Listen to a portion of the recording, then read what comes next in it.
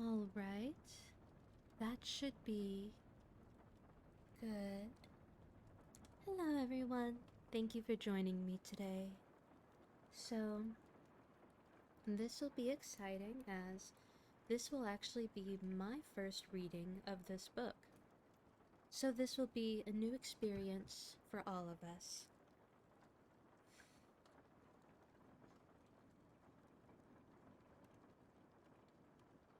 Oh, hello, Rodo. Thank you for coming in.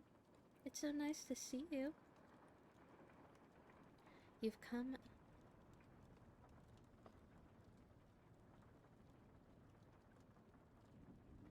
The audio is low? Okay.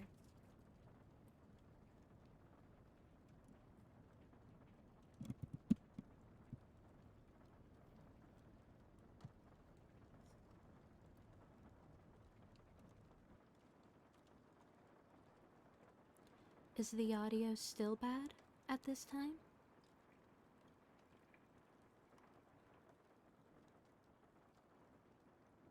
Can y'all hear me okay?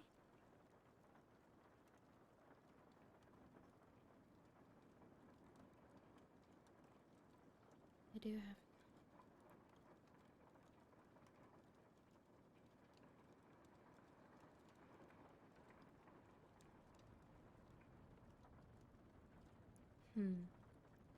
I will say, Rodo, I have background music, which is rain and a fireplace sound. That is supposed to be soft in the background, whereas I'm supposed to be a lot more audible. Are you having issues hearing me, or is it the background audio that you're having trouble hearing?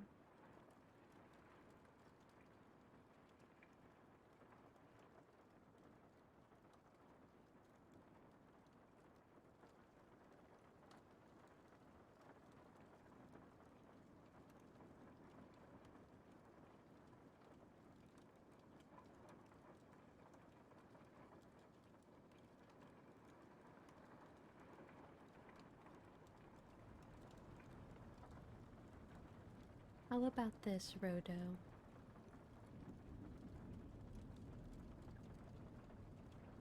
I will let you know that I am notoriously soft spoken, as I have things on my end nearly cranked all the way up for my own audio. Although I suppose I could get a little bit closer to the microphone. It's fine? Okay. Well, just let me know if anything changes. I want it to be as pleasant for everyone.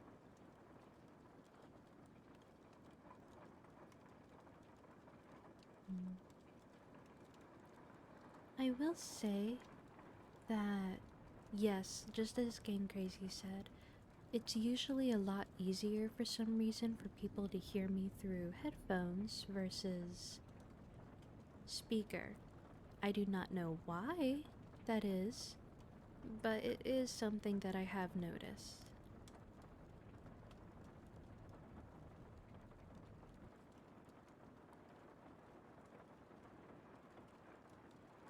Okay, Rodo, just be sure to let me know.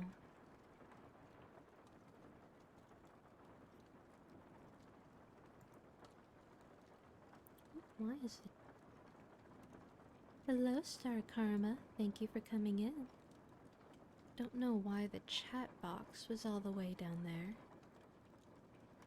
Hello, Radiant Ayumi. Thank you for coming in. It's so much clearer with the headphones. Alright, well, thank you, Rodo.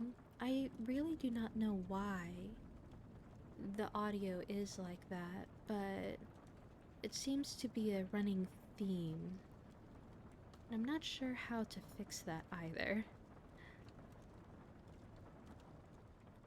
For the newcomers coming in, how does everything sound? I'm not too brash or abrasive, am I?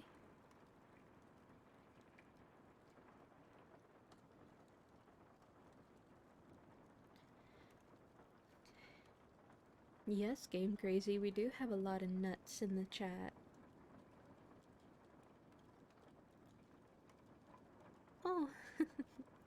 Thank you, Rodo. That's so sweet of you to say.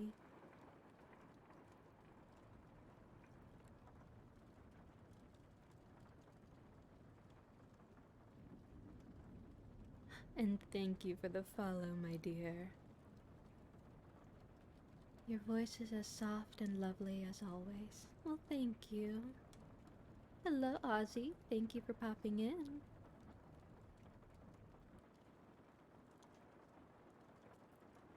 Let me see if I can move y'all. There. Now any alerts that pop up shouldn't block any of your conversations. Alright. Well, as I have said, I will be reading a book called A Treasury of Irish Fairy and Folk Tales. What's cooking good looking? Everything is doing well, my dear. Indeed, Faye's voice elicits a feeling of peace. Well, I certainly do hope so, my dear. Especially once I start reading, I hope. I tend to get a more airy sound in my voice. Your book collection looks amazing. Well, thank you, Rodo. I am quite happy that I have a small library going on, although I would love to get more books, especially old stories. One of my proudest books is actually a 50-plus-year-old library book, which is a second edition of, I can't remember the original Italian name, but it's, what is it? Sex, Death, and the Devil, A Romantic Agony. It's just so wonderful to see all the old names stamped into it. The older stories are timeless for a reason. Yes, so this old book that I'm talking about is, let me see, how would I explain it? So do y'all know the Romanticism period? That's a hell of a title. Yes, it is. And, it sounds a lot nicer in the original Italian. But it is a study on dark romanticism specifically. So we have the Romantic era, in art, but in theater and writing. So it is about the specifically dark aspects of Romanticism, and it's very much up my alley. When I was in college, I actually wrote a paper about dark romanticism, and I used that book as a mild study source. I would love to read more into it, however, there are big chunks of it that is still in French, which I do not know how to read. So, there are already things that are going to be lost within the translation from Italian to English, but for some reason they left the French untranslated. So, it's a little rough to read. Although if I ever get my hands on someone that can translate French to English, I might be able to read that book in the future. You say dark romanticism and I think Morticia Adams. Yes. So it's been a couple years since I've written the paper, which by the way, was quite stellar, and my PhD wielding dramaturg teacher loved it, but she loved a lot of my written works. It was truly wonderful. I really love dark romanticism. Maybe one day when I finally get my book published, if I ever do, I'll be able to read that on stream for y'all. But I think I've gushed a little. So, this will be my first opening of this book. I just removed the protective cover, and it's truly a wonderful thing. We FaeWorks are so intertwined with it, yes. Oh yes, Game Crazy. Haven't I told you that I've technically written a manuscript for a book? I just need to get it published. Although I've been trying for a year or so, off and on. Although I've been looking into getting it self-published. Merch, merch, merch. It would certainly be interesting. I have posted a few of my short stories, which I have debated reading on stream before too. Maybe I'll make a whole bunch of short stories and publish that into a book. Although at the time, the short stories that I have are all very monster lover related. Where can we find those?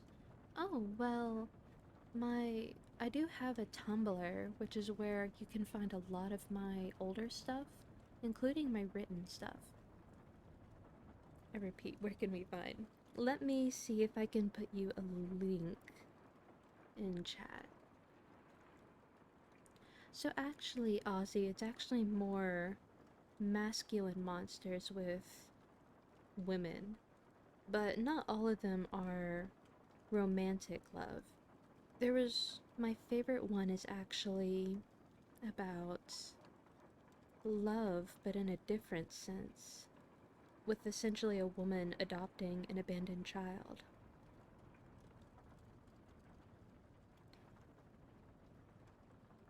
But as I said before, that one might be my favorite. So here is my Tumblr, kind of old, but if you look up the tag works or story writing, any of those, you can probably find the short stories very quickly, but you can look through it all. You'll find a scattering of poems and art, just different things like that. Motherly love sounds like something I could get into. Well, thank you. I have technically posted them on Twitter, too, now that I remember. You can probably find them by looking up short stories on my Twitter, too. Of course, I didn't get a lot of notice on that one. I think only one person really noticed them. The very reason the squirrel was raised by a Sakura Fae. Yes. But we keep getting sidetracked, my dears. Twitter moves along pretty fast. Yes, it does. But as I said before, if you don't want to mess with the Tumblr, you can go to the Twitter and look up short stories or poem, different things like that on my Twitter, and you'll be able to find a small sampling of my more raw and organic written word. The book would be more edited, but still essentially the same. I definitely will. Alright. So, as I tried to say before, a treasury of Irish fairy and folk tales. So, the reason why I do not have the picture up for this book is because I noticed that my webcam wasn't really properly picking up the words, which was the original reason why I got the webcam for the book, was so that people could see. But it's also starting to get darker sooner in my area of the world, so it'd just be easier to read strictly for y'all.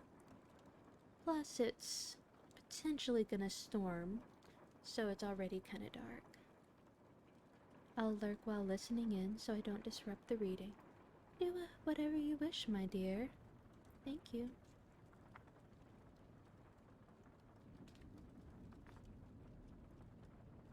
Time for a ring light or an old lantern. So I do have a ring light and I do have candles, which I use sometimes. However, the webcam,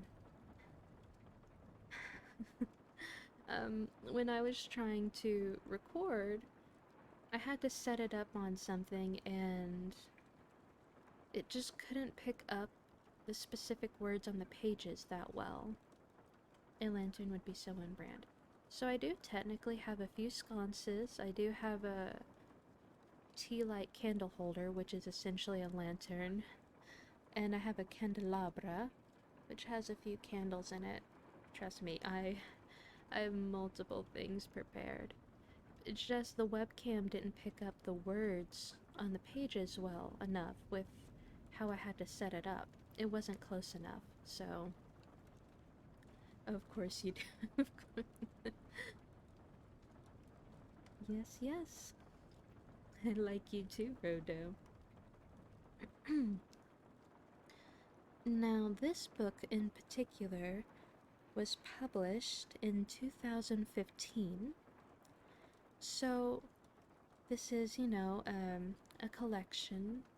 Now, I will always preface that a lot of the stories, especially Irish, Scottish, Welsh, things like that, a lot of the stories might be different depending on the regions and whom told you the stories. And there's usually a lot of, I don't want to say bastardization, but a lot of the stories have been manipulated or corrupted by usually Christian influences, which altered the story or made them very much their own.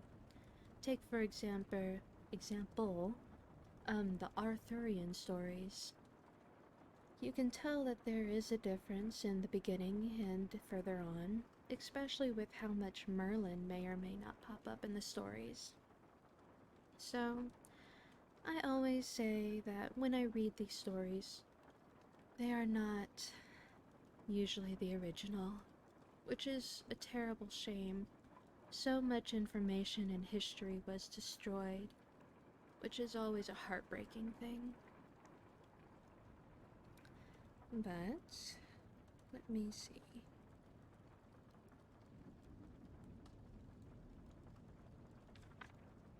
Ooh, there's a huge bit of information. Oh, Diananog, priests and saints, witches and fairy doctors. People will always have imaginations to create new stories, though. Well, I suppose maybe it just depends on how much of this information you... Irish groups didn't like other Irish groups and still don't. And the British being, well, British, a lot was lost or not retained through time. And I cry every time. Yes, very much so. It's always upsetting when something's lost, though, I agree. Yes. Well, would y'all want me to read the introduction, or would you rather me go straight to the stories? Because the introduction just seems to be general information. How long is the introduction? So the introduction seems to be... Let me go back. Around maybe 6 or so pages long. I like them sometimes, but if they go on for a long time, it's distracting. Yes, I agree, Rodo. The first story seems to be the trooping fairies. And it seems like the first section will be a lot of the fairy tales in particular. Me, I prefer fun. Alright.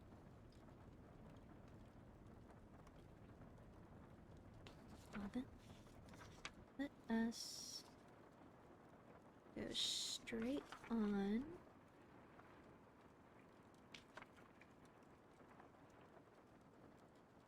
Now, I will also apologize just in case I do not pronounce some words correctly, or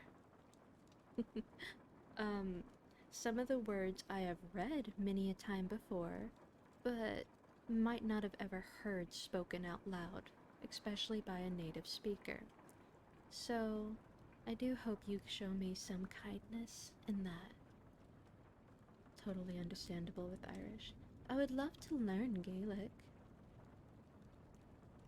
Especially since my birth name is actually a Gaelic word. Sidhi? Sidhi? I don't know. As I said before, a lot of the reading, but not necessarily hearing. Very nice. Oh, hello, Leishru. You came in at the perfect time. I was just about to start reading the first little story. Pronounced C.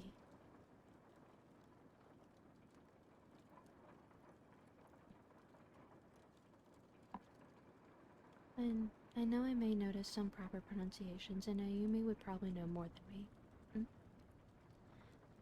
Alright, well, the first story is called The Troping Fairies.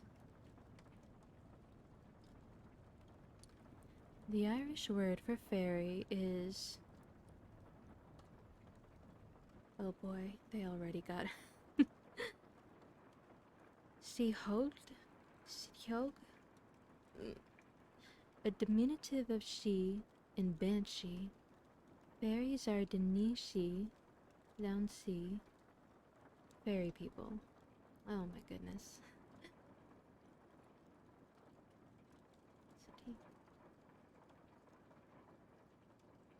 Who are they?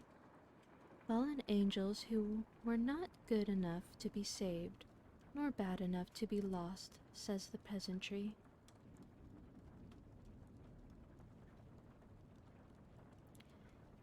They were writing it differently, game crazy. The gods of the earth, says the book of Armaug. The gods of pagan Ireland, say the Irish Inquisitorians. Interesting. Yes, if you want, I can type out how they were typing a few of them. So the first word, I don't know if they were trying to spell it out in the way that it might be sounded out.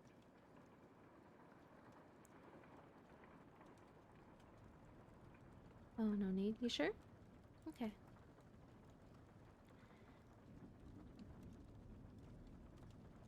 Say the Irish Inquisitorians, the Tuatha who, when no longer worshipped and fed with offerings, dwindled away into the popular imagination, and now are only few spans high. As they will tell you in proof, that the names of fairy chiefs are the names of the old Danann houses, and the places where they especially gather together, Danann burying places, and that the Taoth Danann used to also be called the Sloushi, the fairy host, or Makrashi. Maybe I'll start doing Duolingo Irish or Gaelic on stream. That might be fun. On the other hand, there is much evidence to prove them fallen angels. Witness the nature of the creatures, their caprice, their way of being good to the good and evil to the evil, having every charm but conscience, consistency, being so quickly offended that you must not speak about them at all, and never call them anything but the gentry, or else downy maith, which in English means good people.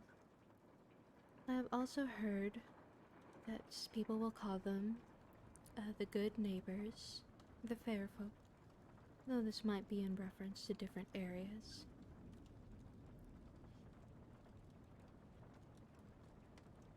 Yet so easily pleased, they will do their best to keep misfortune away from you, if you leave a little milk for them on the windowsill overnight.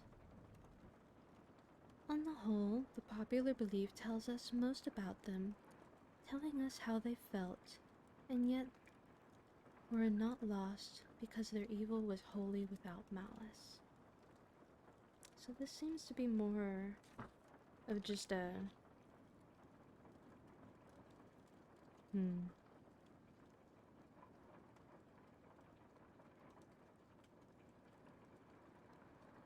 This seems to be more of like a little introductory to these people. Wish I knew about these guys before I, Oh, lay shroom. Yes, it seems like it was just a small little bit of information that might help you understand them mildly. It seems to bounce around a little, though. Telling you all about the dropping varieties. Yes. I think I found the first little poem, though, called The Fairies by a William Allingham. Up the airy mountain, down the rushy glen, we daren't go a-hunting for fear of little men. We fear, for fear of the little men, we folk, good folk, troping all together, green jacket, red cap, and white owl's feather. Oh, so are they talking about red caps in particular in that one? Down along the rocky shore, some make their home. They live on crispy pancakes of yellow tide foam. Some in the reeds of the black mountain lake, with frogs for their watchdogs, all night awake. High on the hilltop, the old king sits. He is now so old and gray, he's nigh lost his wits. With the bridge of white mist, Clumpkill he crosses on his stately journeys from Sivelig to Rosses. We're going up with music on cold starry nights to sup with the queen of the gay northern lights. They stole little Bridget for 7 years long. When she came down again, her friends were all gone. They took her lightly back between the night and morrow. They thought that she was fast asleep, but she was dead with sorrow. They have kept her ever since, deep within the lake, on a bed of flag leaves, watching till she wake. By the craggy hillside, through the mosses bare, they have planted thorn trees for pleasure here and there. Is any man so daring as dig them up in spite? He shall find their sharpest thorns in his bed at night. Up the airy mountain, down the rushy glen, we daren't go a-hunting for fear of little men. We folk, good folk, troping all together, green jacket, red cap, and white owl's feather. And that was the first little poem within this story. The next one is, oh boy, The Legend of Gauna?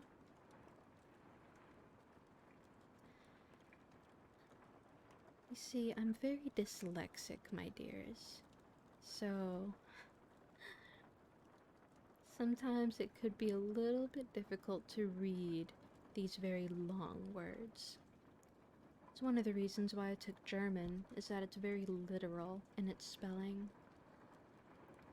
Gauna. That isn't right.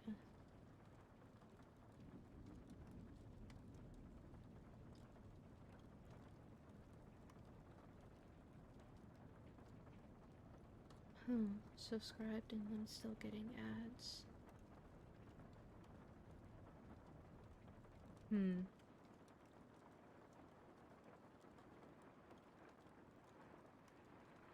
Let me see if I can fix that for you, my dears. I wonder what is going on.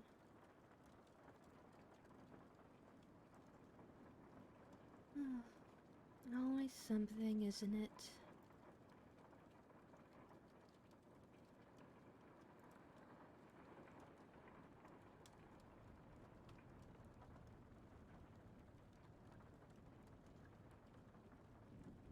Back from Adland, jump scared by ads. It's also a setting that streamers have to set up for subscribers to be able to skip ads. Yes, I'm looking to see if something happened.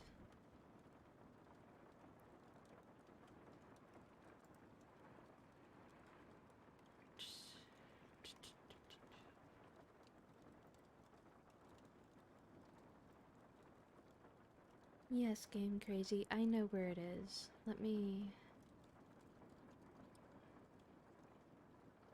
Um...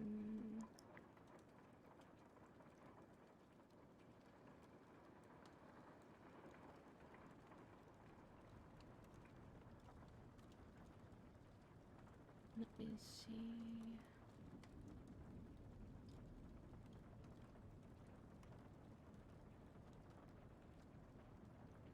Hmm...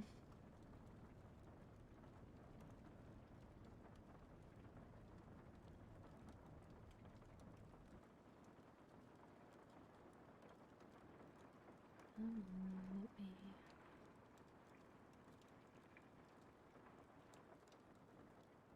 Maybe... I think I might have fixed it now. I wonder if something was refreshed or something like that.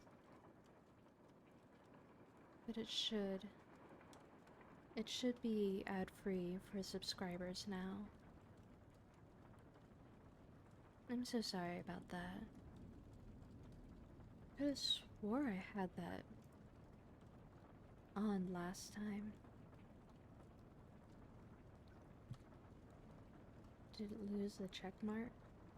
I'll subscribe if I could afford. Oh, you don't have to worry, dear Rodo. No one has to subscribe if they don't want to.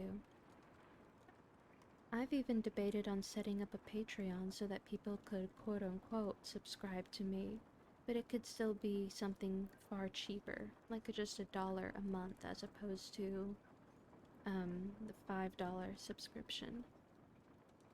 But don't ever feel like you need to give me anything. Just you being here is wonderful. No.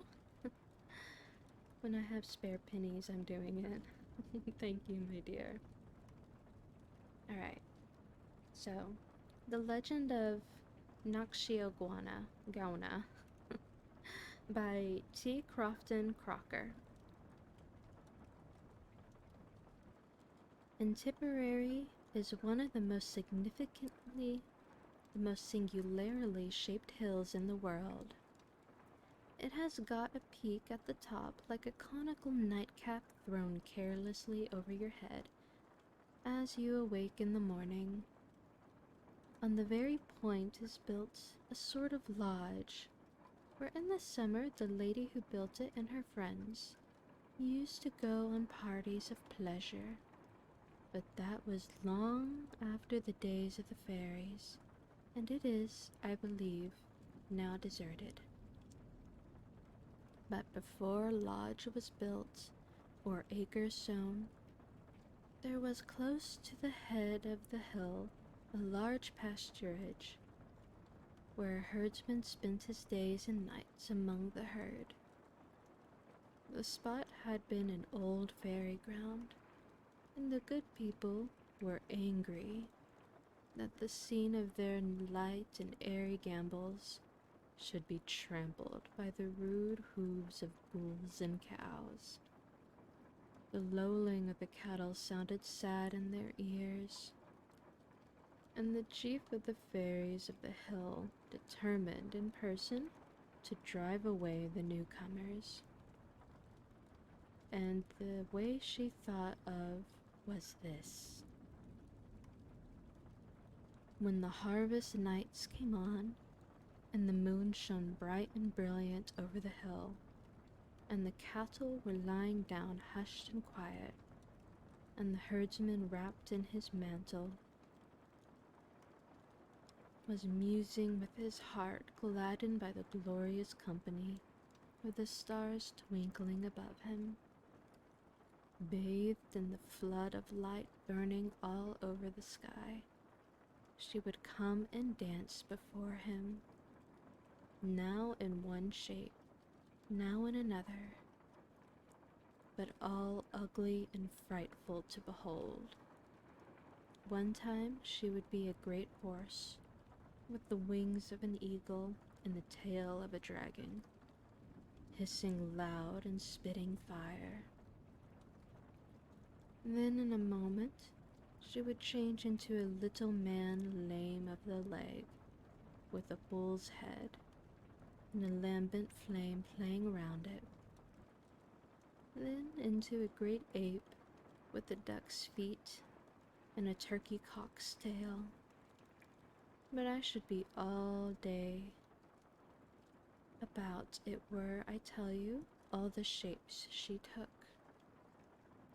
And then she would roar, or neigh, or hiss, or bellow, or howl, or hoot, as never yet was roaring, neighing, hissing, bellowing, howling, or hooting heard in this world before or since. The poor herdsman would cover his face and call on all the saints for help, but it was no use. With one puff of her breath, she would blow away the fold of his great coat, let him hold it never so tightly over his eyes, and not a saint in heaven paid him the slightest attention. And to make matters worse, he could never stir, no, nor even shut his eyes. And there was obliged to stay, held by what power he knew not, gazing at these terrible sights until the hair of his head would lift his hat half a foot over his crown, and his teeth would be ready to fall out from chattering. But the cattle would scamper around mad, as if they were bitten by the fly, and this would last until the sun rose over the hill. The poor cattle, from want of rest, were pining away, and food did them no good. Besides, they met with accidents without end.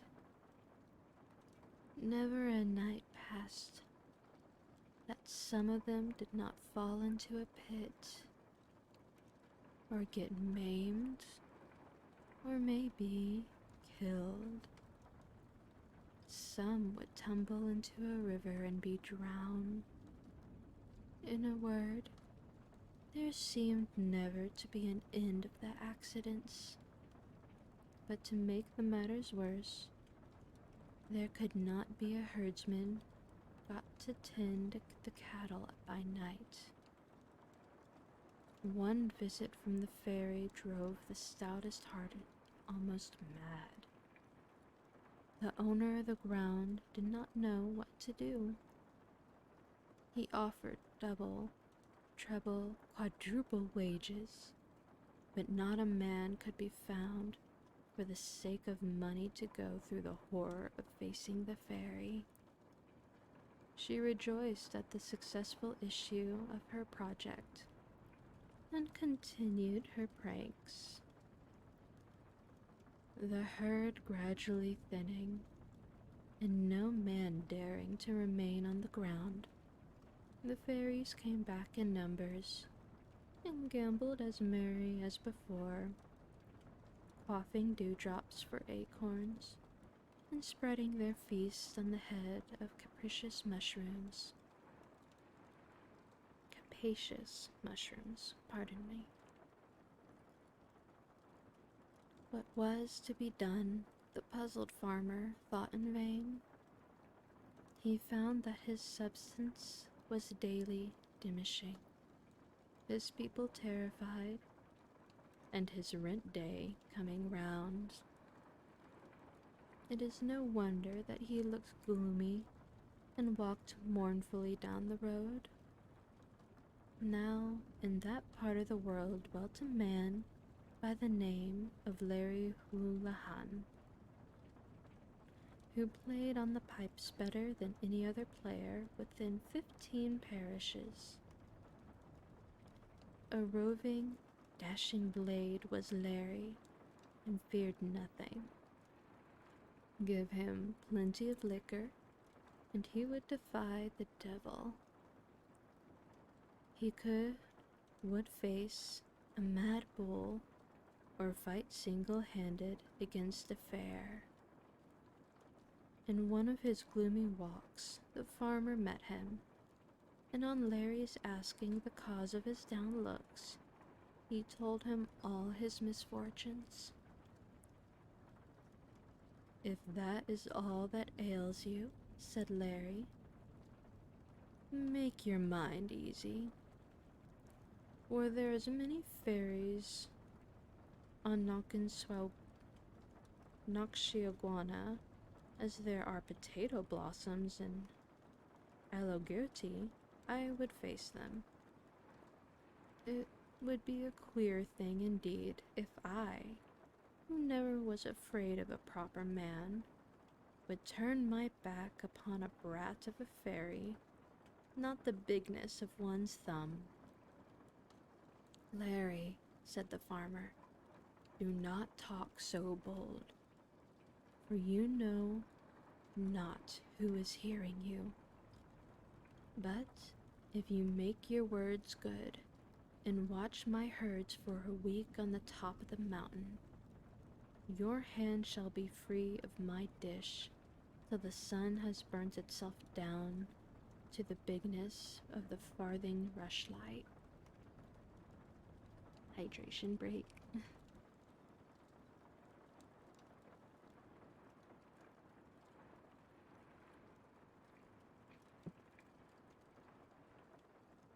The bargain was struck, and Larry went to the hilltop when the moon began to peep over the brow. He had been regaled at the farmer's house, and was bold with the extract of barley corn. So he took his seat on the big stone under a hollow of the hill, with his back to the wind, and pulled out his pipes. He had not played long when the voice of the fairies was heard upon the blast, like a low stream of music. Presently they burst out into a loud laugh, and Larry could plainly hear one say, "What, another man in the fairies' ring? Go to him, queen, and make him repent his rashness." And they flew away. Larry felt them pass by his face as they flew like a swarm of midges, and, looking up hastily, he saw between the moon and him a great black cat, standing on the very tip of its claws with its back up, and mewing with the voice of a watermill.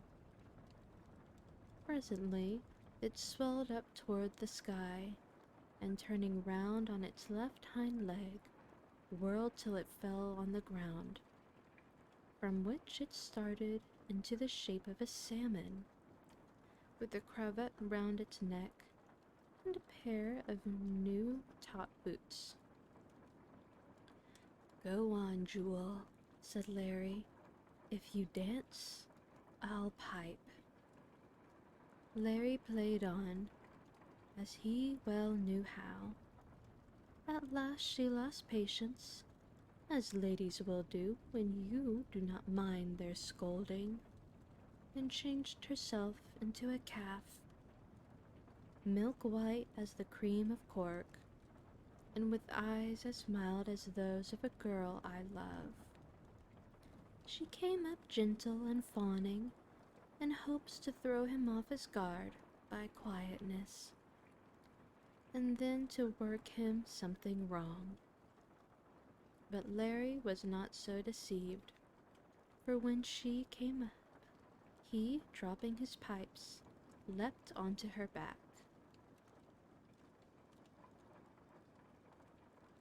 Now, from the top of Nakanchiaguana, as you look westward to the broad Atlantic, you will see Shannon, Queen of Rivers, spreading like a sea, and in running on in a gentle course to mingle with the ocean through the fair city of Limerick. It on this night shone under the moon and looked beautiful from the distant hill. 50 boats were gliding up and down on the sweet current, and the song of the fishermen rose gaily from the shore. Larry, as I said before, leapt onto the back of the ferry, and she, rejoiced at the opportunity, sprung from the hilltop and bounded clear at one jump over the Shannon, blowing as it was just 10 miles from the mountain's base. It was done in a second, and when she alighted on the distant bank, picking up her heels, she flung Larry on the soft turf. No sooner was he thus planted than he looked her straight in the face and, scratching his head, cried out, "By my word, well done.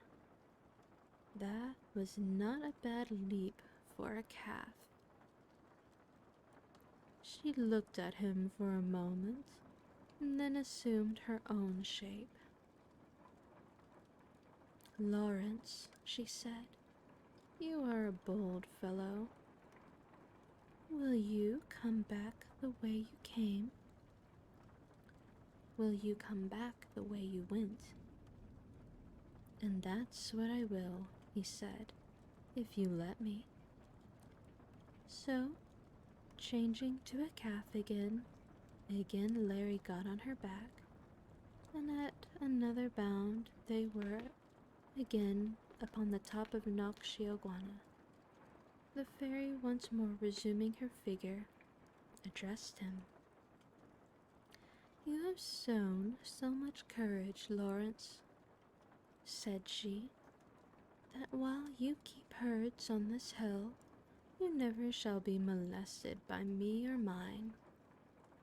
The day dawns, go down to the farmer and tell him this, and if anything I can do may be of service to you, ask and you shall have it." She vanished accordingly, and kept her word in never visiting the hill during Larry's life. But he never troubled her with requests. He piped and drank at the farmer's expense, and roosted in his chimney corner, occasionally casting an eye to the flock. He died at last, and was buried in a green valley, a pleasant tapiary. But whether the fairies returned to the hill of Nokshiogwana after his death is more than I can say.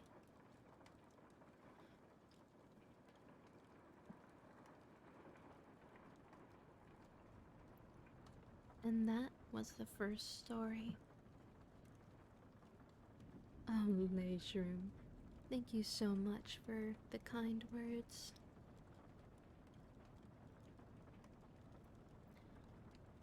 The next story is called Frank Martin and the Fairies by William Carleton.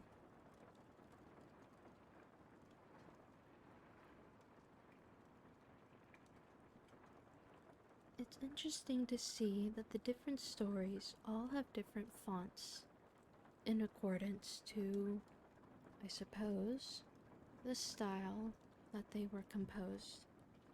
The first little poem was truly in the format of a poem. The second story I read to you was in great chunks of paragraph, without the more modern separation of the different voices, but this next one seems like it is more properly separated in a more modern way.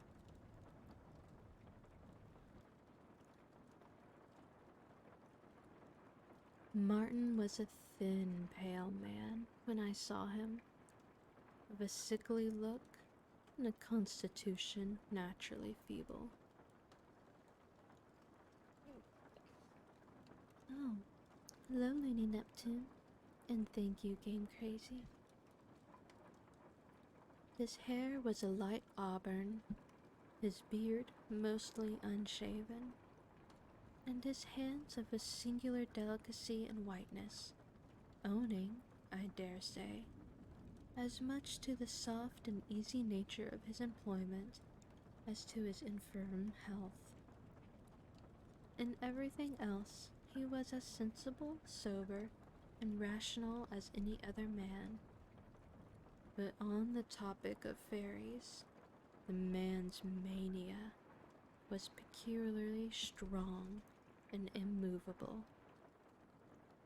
Indeed, I remember the expression of his eyes was singularly wild and hollow, and his long, narrow temples sallow and emaciated. Now, this man did not lead an unhappy life, nor did the melee he labored under seem to be productive of either pain or terror to him, although one might be apt to imagine otherwise. On the contrary, he and the fairies maintained the most friendly intimacy, and their dialogues, which I fear were woefully one-sided ones, must have been a source of great pleasure to him, for they were conducted with as much mirth and laughter, on his part at least. Well, Frank, when did you see the fairies? Whist, there's 24 of them in the shop, the weaving shop, this minute. There's a little old fellow sitting on top of the sleighs, and all to be rocked while I'm weaving. The sorrows in 'em, but they're great little scammers alive, so they are. See, there's another of them at my dressing noggin, a species of sizey flummery, which is brushed into the yarn to keep the thread round and even. Go out o' that, you Shinogun, or bestest to me if you don't, but I'll leave you a mark. Ha! Cut, you thief, you. By the way, the accent is very heavily written into the words. Frank, aren't you afeard of them?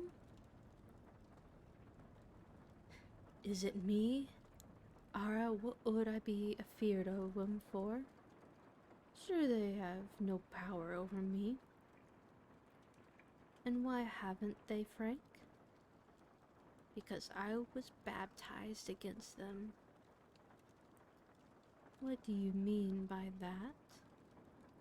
Why, the priest that christened me was told by my father to put in the proper prayer against the fairies, and a priest can't refuse it when he's asked, and he did so. Begorra, it's well for me that he did. Let the tallow alone, you little glutton. See, there's a weeny thief-o-'em sitting on my tallow. Because, you see, it was their intention to make me king of the fairies. Is that possible? That was a lie, innit? Sure, you may ask them, and they'll tell you. What size are they, Frank? Oh, wee little fellows with green coats and the prettiest little shoes have you ever seen. There's two of them, both old acquaintance of mine, running along the yarn beam. That old fellow with the bob wig is called Jim Jam, and the other chap with the three-cocked hat is called Nicky Nick. Nicky plays the pipes. Nicky, give us a tune or I'll malgove you. Come now, Loch Earnshaw, whilst now listen.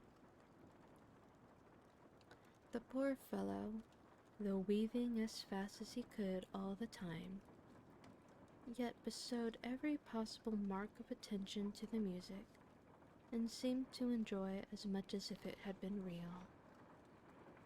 But who can tell whether that which we look upon as a privation may not, after all, be a fountain of increased happiness, greater perhaps than any which we ourselves enjoy? I forget who the poet is who says, "Mysterious are thy laws, the vision's finer than the view. Her landscape nature never drew, so fair as fancy draws."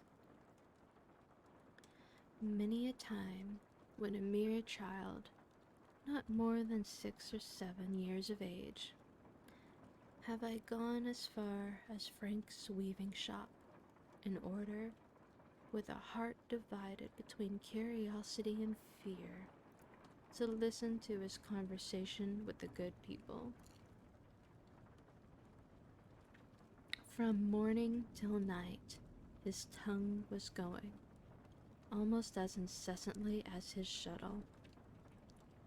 And it was well known that at night, whenever he awoke out of his sleep, the first thing he did was to put out his hand and push them, as they were, off his bed.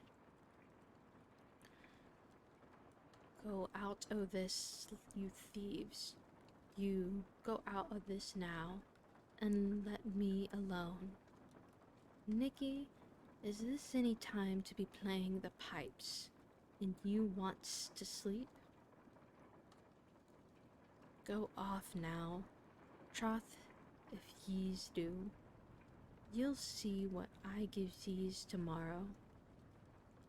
Sure, I'll be making new dressin's, and if yees behave decently, maybe I'll leaves ye a scrappin' o' the pot. There now. Oh, poor things. They're dacent creatures. Sure, they're all gone, barrin' poor Redcap, that doesn't like to lave me." And then the harmless monomaniac would fall back into what we trust was an innocent slumber. About this time, there was said to have occurred a very remarkable circumstance, which gave poor Frank a vast deal of importance among the neighbors. A man named Frank Thomas, the same in which house Mickey O'Morey held the first dance at which I ever saw him, was detailed in a former sketch. This man, I say, had a child sick, but of what complaints I cannot now remember, nor is it of any importance. One of the gables of Thomas's house was built against, or rather into, a fourth or rath, called Towney, now properly Townforth. It was said to be haunted by the fairies, and what gave it a character particularly wild in my eyes was, that there were on the southern side of it 2 or 3 little green mounds, which were said to be the graves of unchristened children, over which it was considered dangerous and unlucky to pass. At all events, the season was midsummer, and one evening upon dusk, during the illness of the child, the noise of a handsaw was heard upon the Forth. This was considered rather strange, and, after a little time, a few of those who were assembled at Frank's Thomas went to see who it could be that was sawing in such a place, or what they could be sawing at so late an hour. For everyone knew that nobody in the whole wild country about them could dare to cut down a few white thorns that grew upon the Forth. On going to examine, however, judge of their surprise, after surrounding and searching the whole place, they could discover no trace of either saw nor sawyer. In fact, with the exception of themselves, there was no one, either natural or supernatural, visible. They then returned to the house, and had scarcely sat down when it was heard again within 10 yards of them. Another examination of the premises took place, but with equal success. Now, however, while standing on the Forth, they heard the sawing in a little hollow about 150 yards below them, which was completely exposed to their view, but they could see nobody. A party of them immediately went down to ascertain, if possible, what this singular noise and invisible laborer could mean. But on arriving at the spot, they heard the sawing, to which were now added hammering, and the driving of nails upon the Forth above, whilst those who stood on the Forth continued to hear it in the hollow. On comparing notes, they resolved to send down to Billy Nelson's for Frank Martin, a distance only about 80 or 90 yards. He was soon on the spot, and without a moment's hesitation solved the enigma. "'Tis the fairies," he said. "I see them, and busy crafters they are. But what are they sawing, Frank?" "They are making a child's coffin," he replied. "They have the body already made, and they now nailing the lid together. That night the child died, and the story goes that on the second evening afterwards, the carpenter who was called upon to make the coffin brought a table out from Thomas's house to the Forth as a temporary bench, and it is said that the sawing and hammering necessary for the completion of his tasks were precisely the same which had been heard the evening but one before, neither more nor less. I remember the death of the child myself, and the making of its coffin, but I think the story of the supernatural carpenter was not heard in the village for some months after its interment. Frank had every appearance of a hypochondriac about him.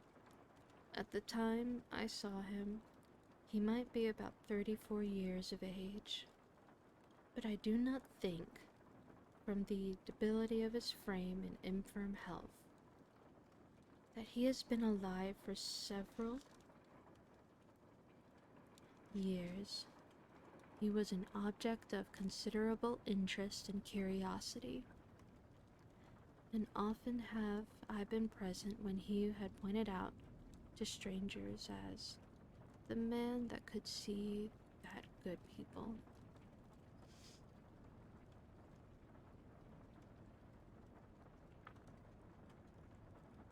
Alright. So, hydration break.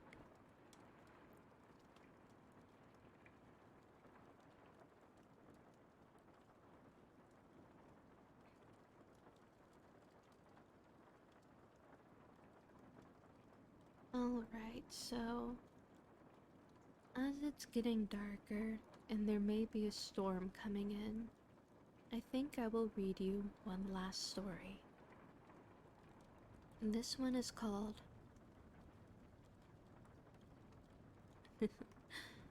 This one is called Ethna the Bride by Lady Wilde. I couldn't help but giggle at the first the first sentence. This story seems to be quite up my alley, if you pardon me.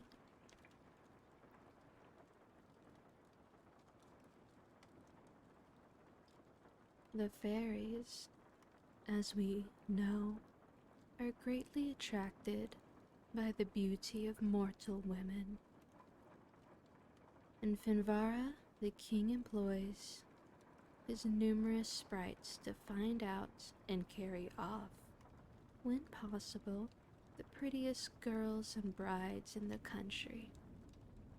These are spirited away by enchantment to his fairy palace at Nakma in town, where they remain under a fairy spell, forgetting all about the earthly life and soothed into passive enjoyment, as in a sweet dream, by the soft, low melody of the fairy music, which has the power to lull the hearer into a trance of ecstasy.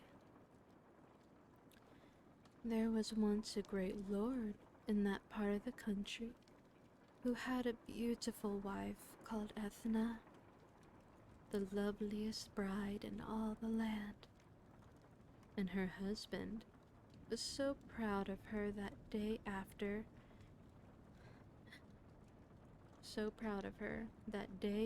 day he had festivals in her honor, and from morning till night his castle was filled with lords and ladies, and nothing but music and dancing and feasting and hunting and pleasure was thought of.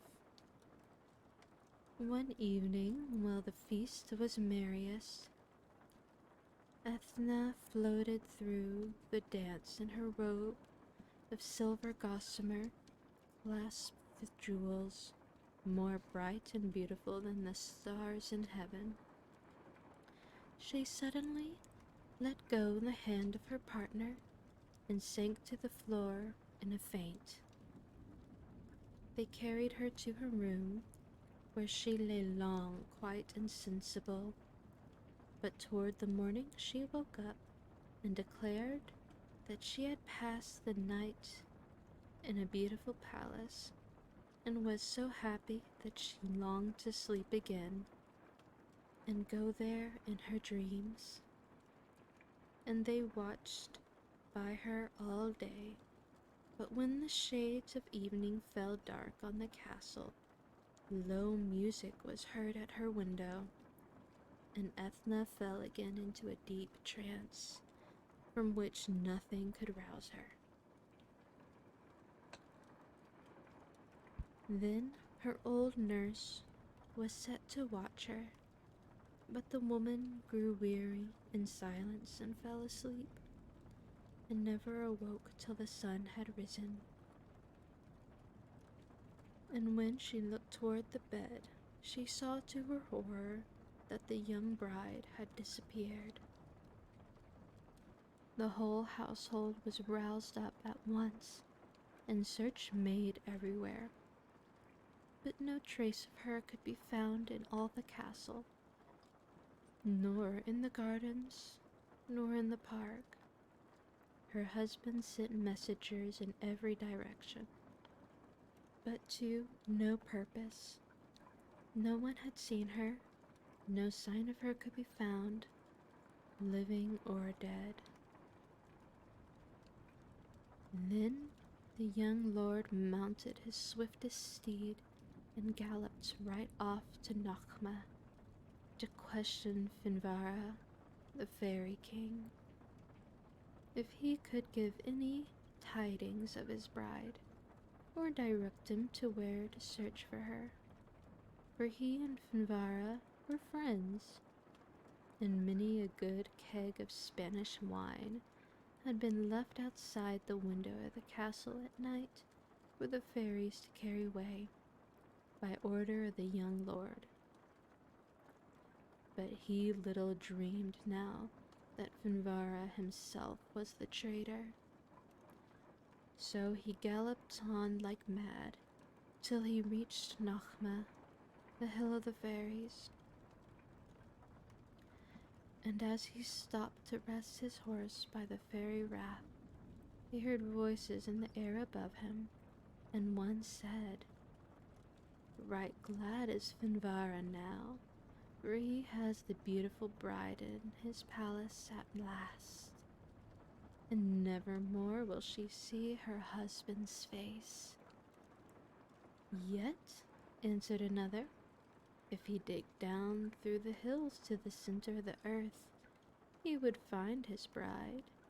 But the work is hard and the way is difficult, and Finvara has more power than any mortal man." "That has yet to be seen," exclaimed the young lord. "Neither fairy nor devil nor Finvara himself shall stand between me and my fair young wife."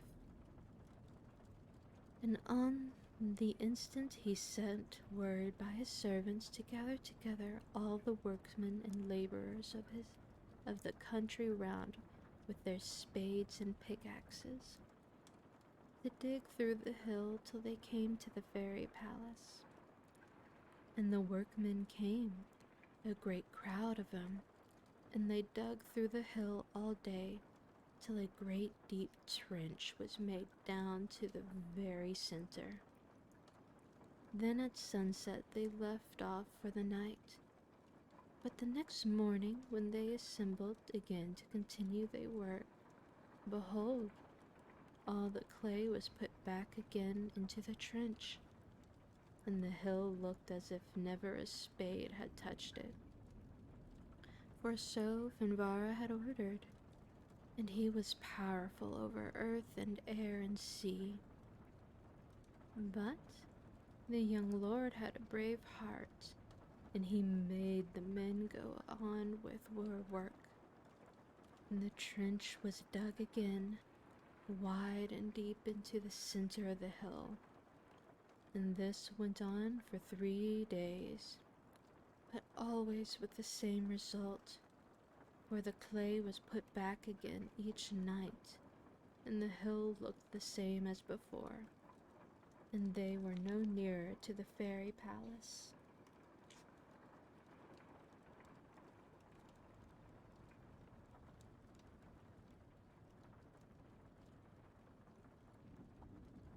Then the young lord was ready to die for rage and grief, but suddenly he heard a voice near him, like a whisper in the air, and the words it said were these: "Sprinkle the earth you have dug up with salt, and your work will be safe." Ugh, can't stand salt. On this, new life came into his heart, and he sent word throughout all the country to gather salt from the people.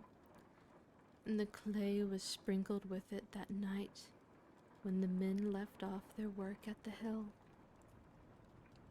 Next morning, they all rose up early in a great anxiety to see what had happened, and there, to their great joy, was the trench all safe, just as they had left it, and all the earth round it was untouched.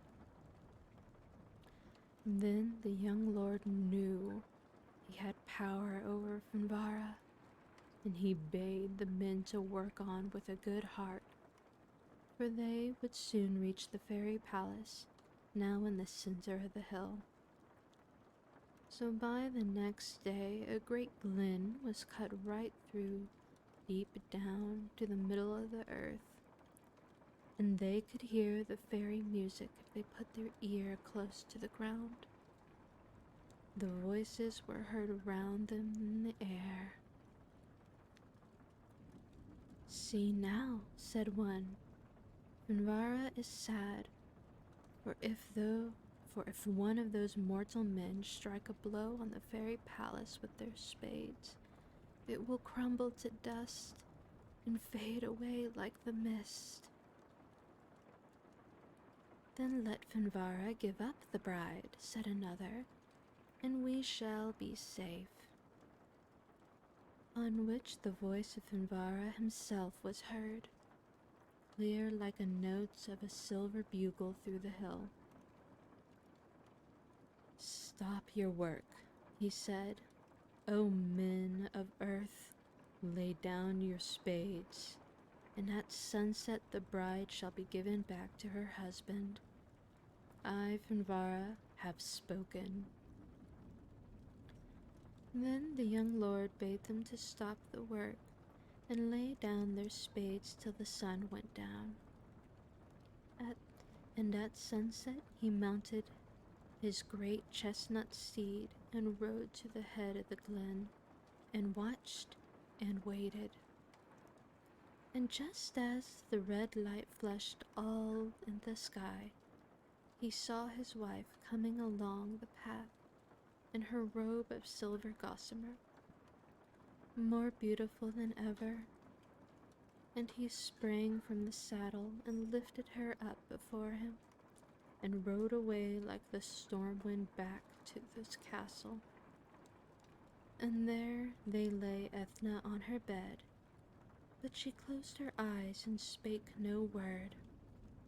So day after day passed, and still she never spake nor smiled, but seemed like one in a trance.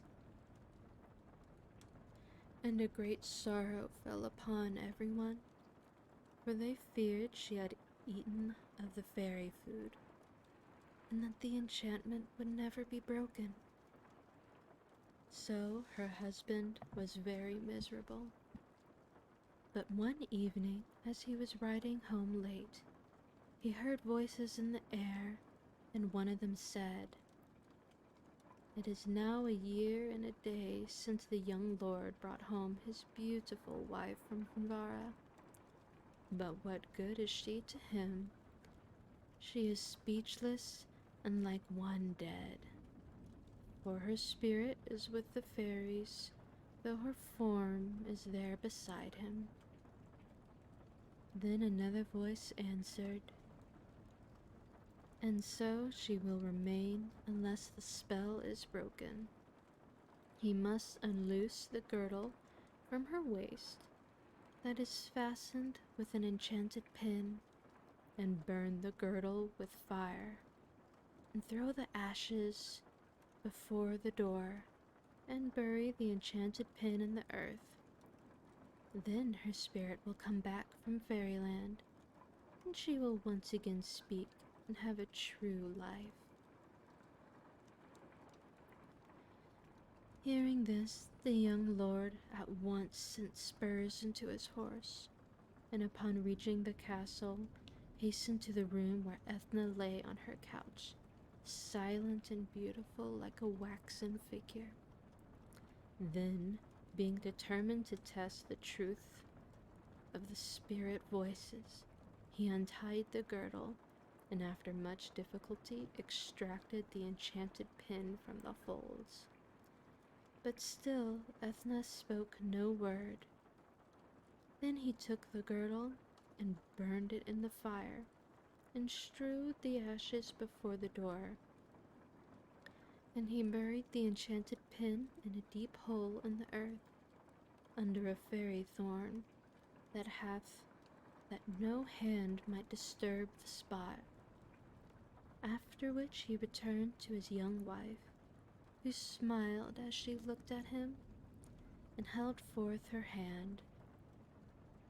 Great was his joy to see the soul coming back to the beautiful form, and he raised her up and kissed her, and speech and memory came back to her that moment and all her former life, just as if it had never been broken or interrupted.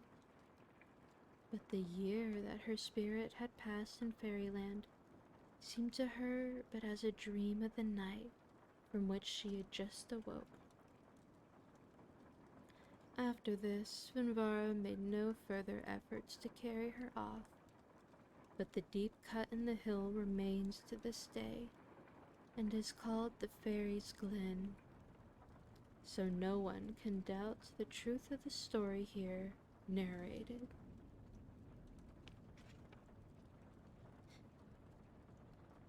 Feel kinda sad, but if she wished to go back to her mortal husband, suppose that is for the best, if that's what she wished. But that, my dears, was the last story that I'm going to read for today. I really enjoyed this, and hopefully next week I will have a proper schedule up so that I can properly warn you all in advance as to my plans and thoughts for what to do in the future. If y'all want, I could actually read one of my short stories, if that would be something that would interest you. They are very short, probably only take a couple minutes long, just as a little flavoring, if that is something you would desire.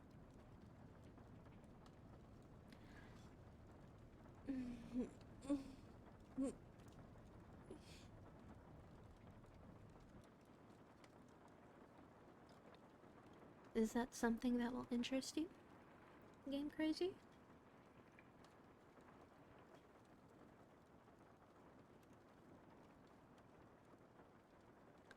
Yes, flavoring is really good.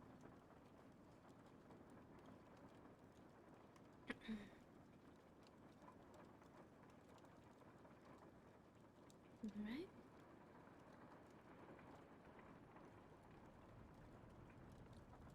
I would enjoy that.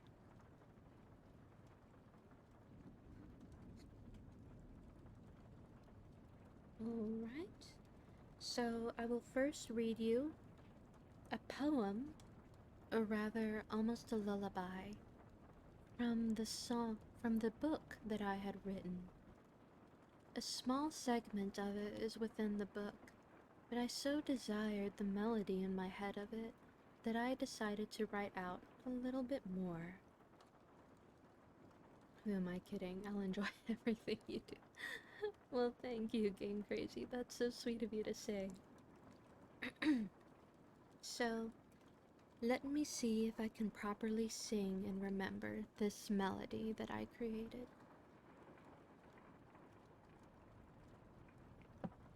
I'll give y'all a free song without you having to give up any redeems.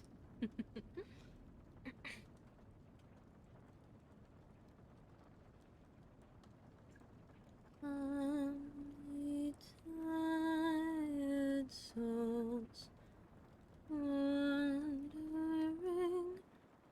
ever lost, gather to me.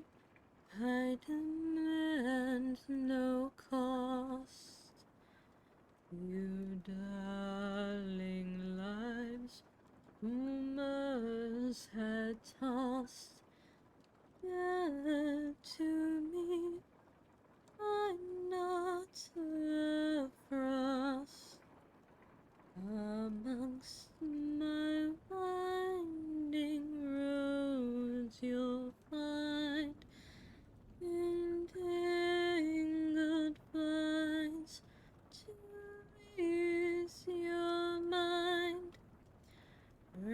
branches for all they bind, entangled vines for all your kind. Even once your soul slips away, with me your memory shall stay amongst the trees. We shall ever play. With me you shall never truly decay.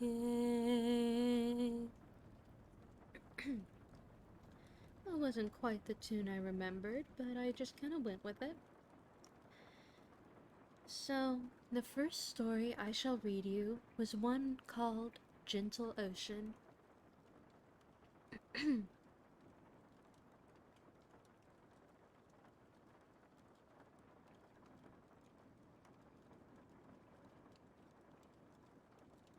I remember seeing Tricky, I think her name was, do a little trick that she could create almost a siren sound effect with her voice on stream.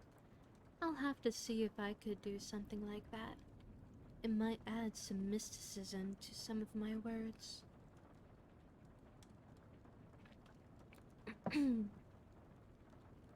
But this is Gentle Ocean, written by me a couple years ago.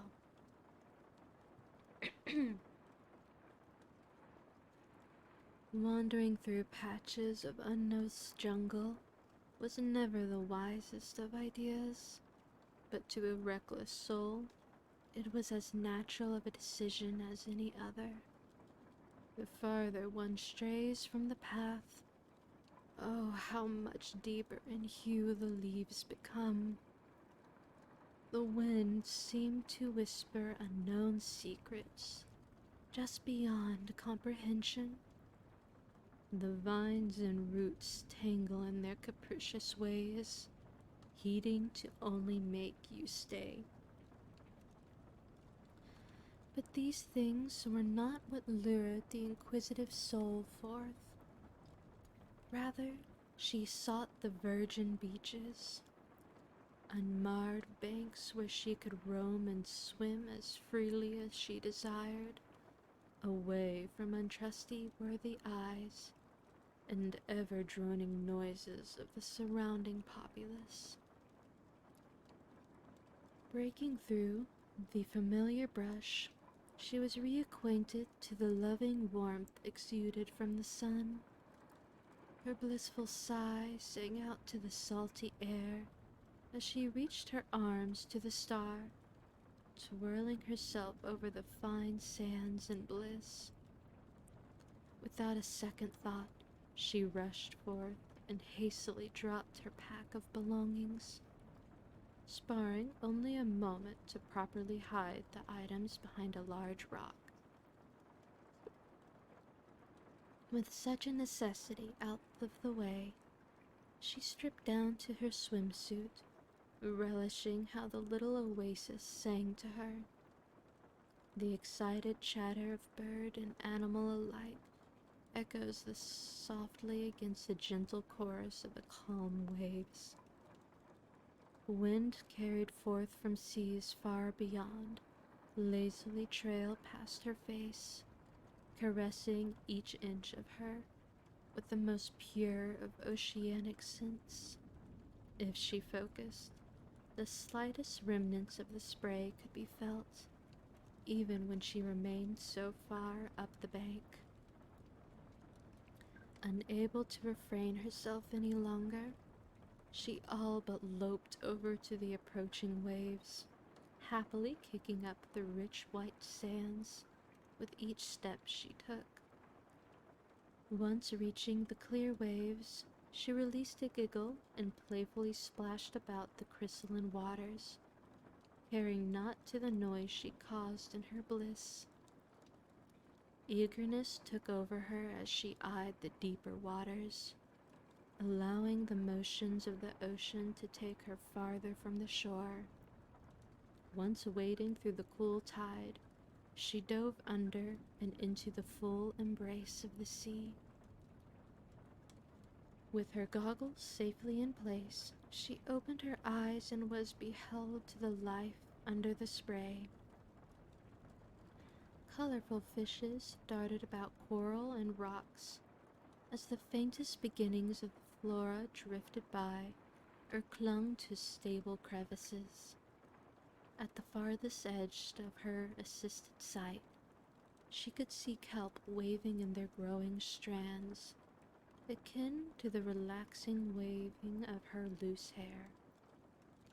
With a smile forming on her lips, she twisted her body to the familiar and nearby shelf, her prime hunting grounds, where shells drifted far from the depths. Upon reaching her destination, she spent the next hour gleefully searching for the best finds, breaking only to refill her aching lungs. Closing in on a familiar glimmer of mother of pearl, she felt her body freeze. Quickly turning her head to where her peripheral had just been, she found a great column of sands being kicked up from some section of the kelp plains. Her heart shifted about as the water seemed to take on a sudden chill. Warily, she waited for any signifier, body tense and ready to retreat to the shallows. Yet, by the time she was forced to surface for air, the commotion had not ceased. She even wondered if the thrashing of nearby kelp had only increased during her appraisal. A shred of good sense pleaded with her to return to the safety of the shallows, but with her wide eyes stuck to by the flung sands, she quickly submitted to curiosity's pull. She rationalized that she would just linger long enough to make sure no sea life was in danger, and no longer. With that thought, and with a glance to the small knife strapped to her thigh, she dove back under and swam out to the dangerous waters. Furrowing her brow, she fought against the unseen currents, using all of her strength to stay on course. Going deeper than ever before in the waters, she came to the edge of the plains. Only just subduing an instinctual gasp, she found the sandy disturbances encompassing a shocking amount of land. With her good-hearted worries grow even stronger, she quickly swam to the surface before returning with a determined heart. Coming at the distortions from an angle, she tried to peer through the wall of sands, only catching the slightest glimpses of thrashing silver around the more faint edges. Pulse pounding in her ears, she cautiously entered the plains domain. To her shock, she no longer heard or felt the great struggling once past the threshold. Swallowing, she hovered and watched the sands drift and part from their disturber. Her heart rose and sang all at once as the ever-slow sands parted before her. The grand body of a fish, at least double her length, shone under the sun in a most enchanting silver sheen. A deep red dorsal fin trailed down the tapered length of the now stilled creature, showing to her the entangled coils of net clinging and cutting into the smooth body. The most sublime feature to her was how beautifully lengthy red lashes framed large silver eyes. large and worried eyes that took her in their most helpless state. The aquatic being gave a weak tug to the ropes that entangled his arms as she drew nearer, but otherwise watched her in a serenely stilled state. The woman's heart stirred under his perceivably distraught gaze, washing away any worries that had stilled her limbs. Decision made, she rushed to the surface for a proper breath, taking a moment atop the waves to take in the best breath before diving below. The doomed man simply watched and waited, only his gills making any sign of motion. Swimming faster than ever before, she descended down into the depths, ignoring the slight pressure bearing down on her lungs. The oarfish, having stopped his struggles, began ever slowly to float up to the surface, allowing she to reach his side far sooner. His ascent was quelled only by how the netting had anchored itself to a large rock. Furrowing her brow at the strands, she moved underneath the aquatic man, carefully freeing her blade as she targeted the base. Feeling, rather than hearing, the water shift about her, a glance showed that the silver man had turned his torso to observe her. Allowing no other distractions, she sawed through the offending snare with furious intent, separating the large chunks in a bid to free him more easily. Her lungs screamed as she stubbornly lingered, refusing to let up until the final strand was cut. With a grit of her teeth, she finally broke through his anchoring. Pressing her brows together, she helplessly gazed at the surface's distorted light as her lungs clenched desperately, a small release of bubbles escaping past her lips and the demands. A soft grip around her waist enticed more bubbles to be released. Whipping around in fright, she found the large silver eyes staring right back at her.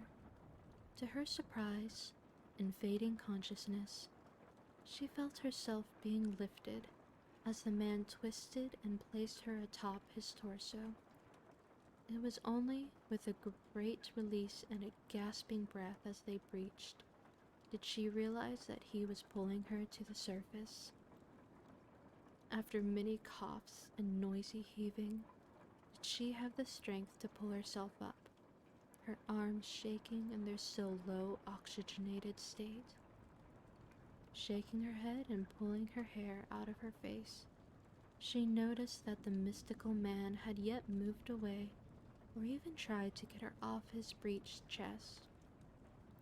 A quick inspection of the patient man showed her that one of his arms and parts of his serpentine body were yet still bound. Once locking her understanding eyes with his, she carefully set to freeing his limbs, using his body as a buoy against the waves.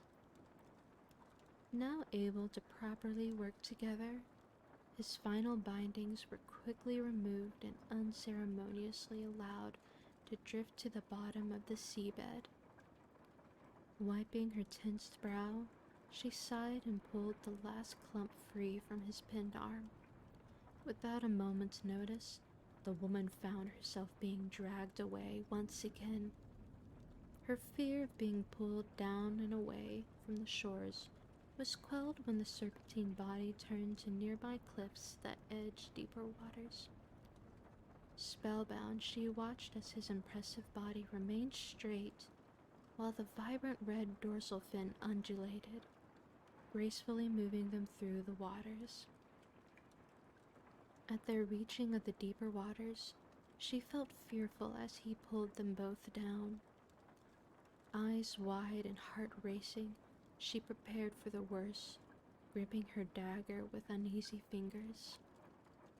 The oarfish released her just a few paces away from the surface, Instead of acting out her worries, he gracefully circled around her, the great length of his body relaxed formed rings. The great length of his relaxed body forming rings around her. A smile slipped past her lips at the beautiful display, light bouncing off the silver and red form with a near glowing effect. Her trailing down the length of his body was cut short at the small tap at her shoulder. Turning her head, she found the large silver eyes close once more. This time, a soft smile graced the otherwise motionless face. He drifted closer to her. A panic fluttered through her heart at how near his face came to hers, her eyes unintentionally drifting through the gentle curving of his smiling lips. Ever they drew closer, unable to take the suspense any longer, she closed her eyes and shut and froze at his eventual touch. Despite the thrumming in her heart, all she felt was a tender bump of their foreheads. Allowing a peek through one of her eyes, she found the gentle serpentine man already disappearing into the depths, with only the faintest glimmers of his silver body showing her where he yet was. A deep longing swirled in her chest as she watched the mystical man disappear, as her desire for the continual fantastic in her life warred with the reality of her bodily needs. Unable to escape the call of the air above, she returned to the surface and slowly climbed up to the edge of the shallow cliff face. Lingering at its edge, the solemn woman peered